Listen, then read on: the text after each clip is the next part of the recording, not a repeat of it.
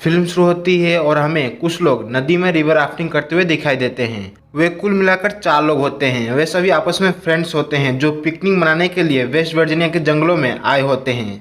वे सभी लोग मिलकर नदी के किनारे कैंपिंग भी करते हैं। कुछ देर के बाद ट्रे वहां से जंगल की ओर जाने लगता है और एलेक्स उसे खोजने के लिए जाने लगती है। अब उस कैंपिंग वाली जगह पर सिर्फ सोफिया और ब्रेड ही होते हैं। थोड़ी देर के बाद कोई उनकी ओर एक तीर से हमला करता है जो ब्रेड को लग जाती है।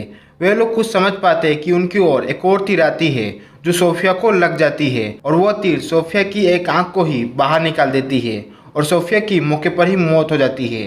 वहीं ब्रेड ये सब देखकर वहां से भागने लगता है, लेकिन उसकी किस्मत इतनी अच्छी नहीं होती। ब्रेड म्यूटेंट्स के एक ट्रैप में बुरी तरीके से फंस जाता है और उसकी दर्दनाक मौत हो जाती है। तभी एलेक्स कैंपिंग वाली जगह पर आ जाती है। एलेक्स देखती है कि थ्री फिंगर सोफिया की एक आंख को खा रहा है और एलेक्स ये सब देखकर वहीं छुप जाती है। ठीक उसी वक्त ट्रे वहां आ जाता है और थ्री फिंगर ट्रे के ऊपर हमला करने की कोशिश करता है। ट्रे अपनी जान बचाने के लिए जंगल की ओर भागने लगता है, लेकिन ट्रे की किस्मत इतनी अच्छी नहीं होती और थ्री फिंगर उससे भी पकड़कर मार देता है। अब सिर्फ एलेक्स ही जिंदा होती है और अपनी जान बचाने के लिए जंगल के अंदर चली जाती है। अब हमें अगला सीन दिखाया जाता है जहां हम वेस्ट वर्जीनिया की एक जेल को देखते हैं। उस जेल में कुछ कैदियों को शिफ्ट करने का प्लान बनाया जा रहा था। वे कुल मिलाकर 5 कैदी होते हैं जिन्हें शिफ्ट किया जाने वाला था। पुलिस को खबर मिली थी कि एक कैदी जेविस को उसके साथी उसे रास्ते से छुड़ाने का प्रयास करेंगे, जिसकी वजह से पुलिस रूट को डाइवर्ट करके सबसे खतरनाक पेपर मिल वाले रास्ते को चूज करती है और यही उनकी गलती होती है। पुलिस प्लान के 2 सप्ताह पहले ही उन्हें शिफ्ट करने का फैसला ले लेती है। तीनों पुलिस ऑफिसर कैदियों को लेकर पेपर मिल वाले रास्ते की ओर जाने लगते हैं। रास्ते में उन्हें एक पुलिस स्टेशन में रुकना होता है। वे पुलिस ऑफिसर पुलिस स्टेशन में जाकर शेरिफ कार्ल और डिप्टी शेरिफ लेन से मिलते हैं। अब हमें दूसरे सीन में थ्री टोड्स को दिखाया जाता है। थ्री टोड्स वही म्यूटेंट था जो हमें पिछले पार्ट में थ्री फिंगर फीडिंग करता हुआ दिखाई दिया था। थ्री टोड्स अभी ज़्यादा बड़ा नहीं हुआ होता, लेकिन तभी भी थ्री टोड्स एक ट्रैप लगा रहा होता है, लेकिन वो खुद ही उस ट्रैप में फंस जाता है। थ्री फिंगर वहाँ आता है और उसे वहाँ से निकाल कर वे दोनों ट्रैप को लगाकर वहाँ से चले जाते हैं। अब पुलिस ऑफिसर शेरिफ से मिलकर पेपर मिल रास्ते की ओर आगे बढ़ जाता है। कुछ दूर जाने के बाद एक ट्रक उनका पीछा करने लगता है। उस ट्रक को थ्री फिंगर चला रहा होता है। थ्री फिंगर रेजर ब्लेड से बस के टायर को पंचर कर देता है, जिसके कारण बस बेकाबू होकर खाई में जाकर गिर जाती है। पुलिस ऑफिसर नेट सारे कैदियों को बाहर निकालता है, लेकिन जेविस नेट पर हमला करके उसकी गन छीन लेता है।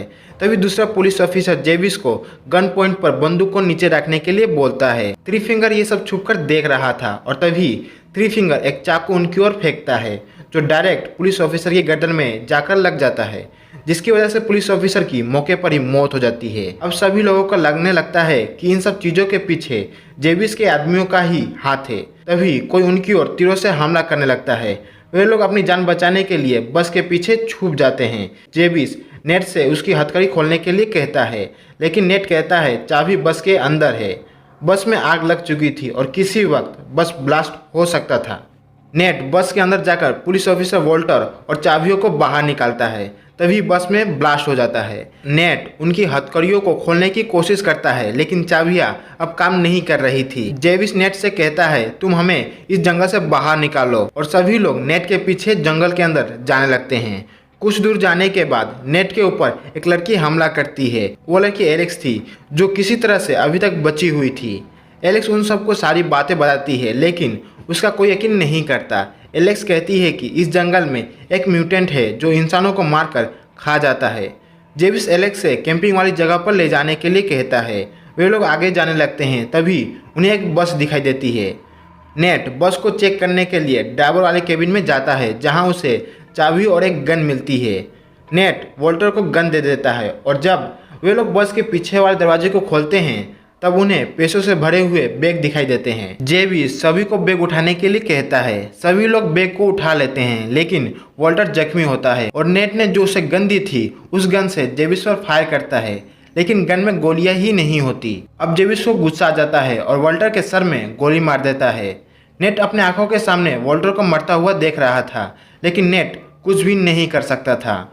अब वे लोग आगे बढ़ जाते हैं। एलेक्स सबसे आगे चल रही थी। आगे जाते समय एलेक्स को एक ट्रैप दिखाई देता है जिसे थ्री टोड्स ने लगाया हुआ था, लेकिन नेट उसे बचा लेता है। वहीं थ्री टोड्स ये सब छुपकर देख रहा था और थ्री टोड्स उन पर हमला कर देता है, लेकिन जेविस उसे गोली मारकर नीचे गिरा देता है। एलेक्स कहती है यह वो म्यूटेंट नहीं है जिसे उसने देखा था।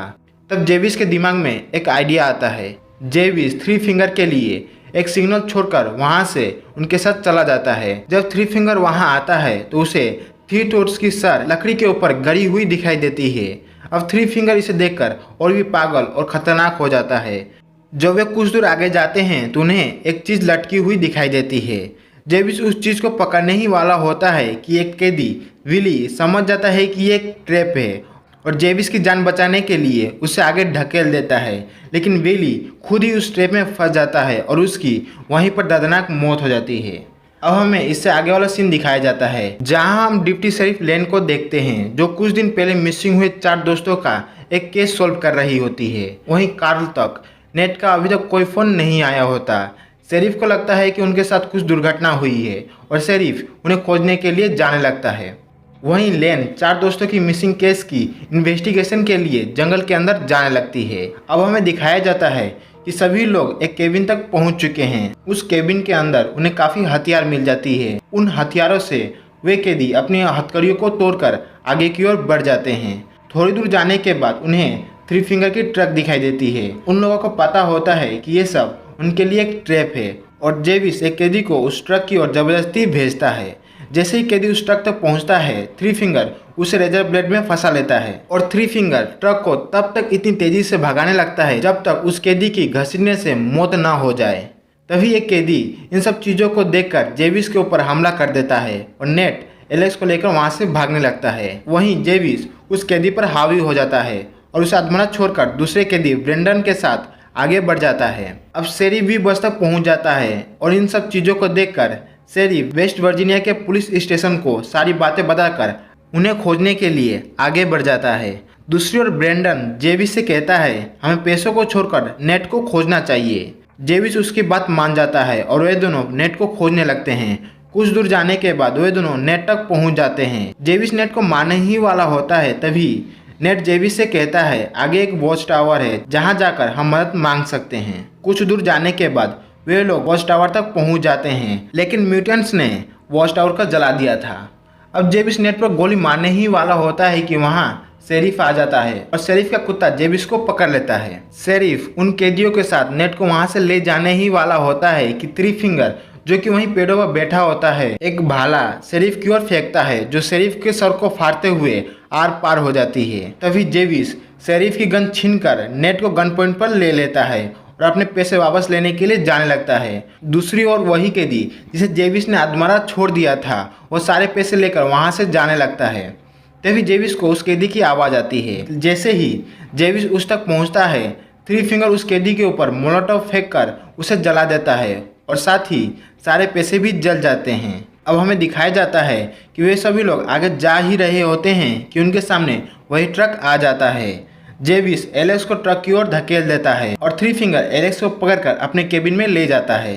वहीं जेविस नेट पर गोली चलाने ही वाला होता है कि ब्रेंडन जेविस को मारकर बेहोश कर देता है और वे लोग अपने अपने रास्ते की ओर जाने लगते हैं। अब हम लोग थ्री फिंगर की केबिन को देखते हैं जहां एलेक्स के साथ डिप्टी शरीफ लेन की डेड बॉडी दिखाई देती है। थ्री फिंगर ने लेन को पहले ही मार दिया था। ब्रेंडन अपने रास्ते पर जा ही रहा होता है कि उसके सामने जेविस आ जाता है। जेविस ब्रेंडन को मारकर बेहोश कर देता है और आगे जाने लगता है।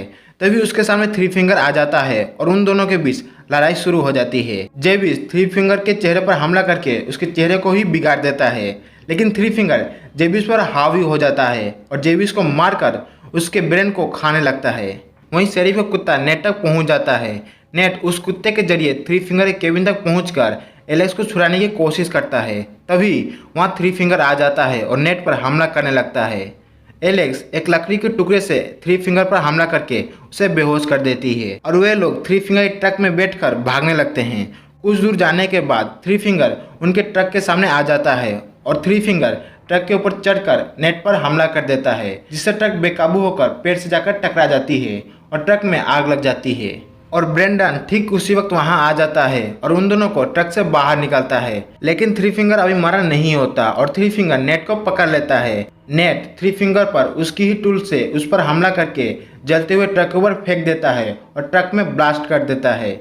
वहीं नेट ब्रेंडन को छोड़ देता है और कुछ देर के बाद ही वहां पुलिस आ जाती है और एलेक्स और नेट को बचा लेती है। अब कुछ दिनों के बाद नेट फिर से पैसों की लालच के चलते उसी जंगल में आ जाता है और जैसे ही नेट पैसों को बटोर रहा होता है तभी ब्रेंडन नेट पर पीछे से हमला करके नेट को वहीं मार देता है। ब्रेंडन पैसों को लेकर वहां से जाने ही वाला होता है कि वहां एक और म्यूटेंट आ जाता है और ब्रेंडन को मार देता है। लेकिन हमें पता नहीं चल पाता कि आखिर वो म्यूटेंट कौन था और इसी सीन के साथ मूवी खत्म हो जाती है।